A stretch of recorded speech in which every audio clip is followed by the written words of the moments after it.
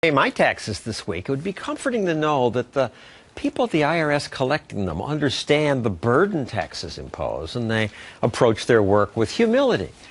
But then I saw this training video that they paid for to take off on Star Trek. Captain's log, stardate 8.23.2110. We received a distress call from the planet Notax in the ATAT system. According to their leaders, the planet civilization has degraded to anarchy.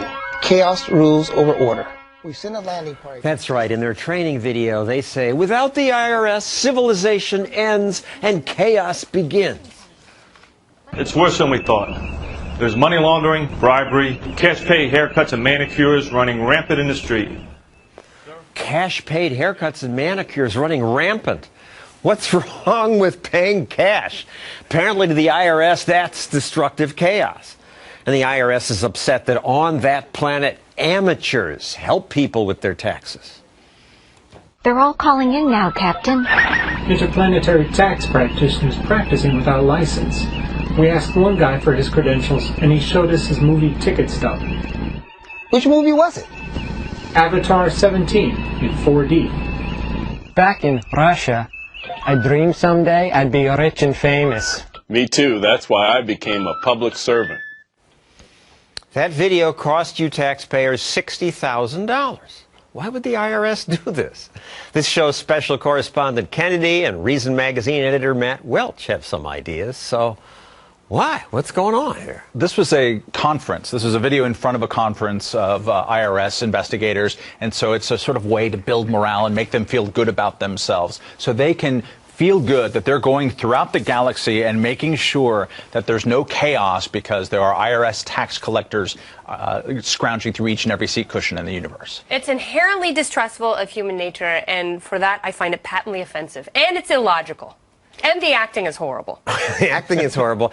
But there is logic that we need some taxes to pay for the government that we do need. There's no logic that somehow if you take the IRS out of the American picture, that it will devolve into anarchy. That doesn't make sense. We didn't have federal income taxes in this country 100 years ago. It's a century old, this notion. And the United States back then in 1900 was the biggest economy in the world. It wasn't chaos. It wasn't anarchy. It was the world's most successful economy before the federal income tax. And the government got money from tariffs, user fees. Exactly. And the last clip confused me because they say, oh, on this horrible planet, amateurs were helping people with their taxes. The IRS, the government tried to get a law passed saying you had to have a license to give tax help. Yes. They lost on that one. With our help of our good friends at H&R Block, for which I'm a customer, spent 4.5 hours last Saturday trying to get my tax thing done. Yeah, the complexity is everybody's friend except for the actual consumer here. And so that's why, you know, it's great for H&R Block, it's great for certified tax preparers, but it's bad for individuals. And they make a joke about it. They make a joke, they joke within the video about how complex the tax code is and how many forms you need. And the joke is on us. It's at our expense, the fact that it has become such a complicated system. Why not pare it down to one form so people can file their taxes themselves so they don't have to have professional help? I mean, you talked about hurting poor people. Because we want all these deductions, and if you're going to give all these breaks, you need forms for them. But it hurts poor people. But that's Congress's fault, not the IRS's. Let's play one more clip from the IRS film that confused me. Sir, they're even exchanging their lowest coin currency for paper bills. You don't mean... That's right, sir. Pennies on a dollar.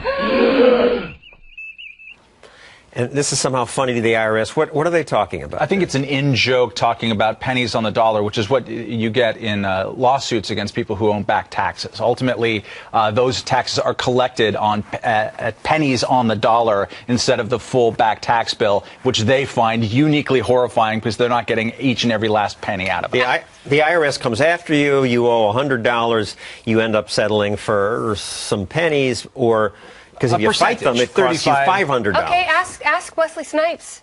He's paid with his reputation and his freedom. He's rotting in a Spanish prison right now. It might not be a Spanish prison, but Wesley Snipes was sentenced to 3 years in prison for federal tax evasion, and he's not the only person who's suffered because of his celebrity. And let's also remember that the IRS is the only tax collecting agency in the entire world that says it can go around and force foreign banks to collect taxes for American citizens who live abroad, right? So what this has caused is actually the chaos they claim to want to prevent. It means that Americans who live anywhere else outside of America can't get a bank account because the IRS is forcing those banks to snoop on Americans and collect their money. So no other country tries to do that in America. No one does it anywhere. The only other country that even wants you to file a tax return when you live abroad is Eritrea. So, you know, high five for us. We're aping Eritrea, except we have even more enforcement.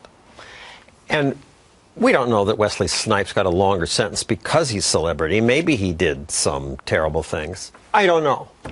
I hope that's my personal opinion, but okay. I feel his pain. That's all I'm saying, because paying taxes, it's forced labor.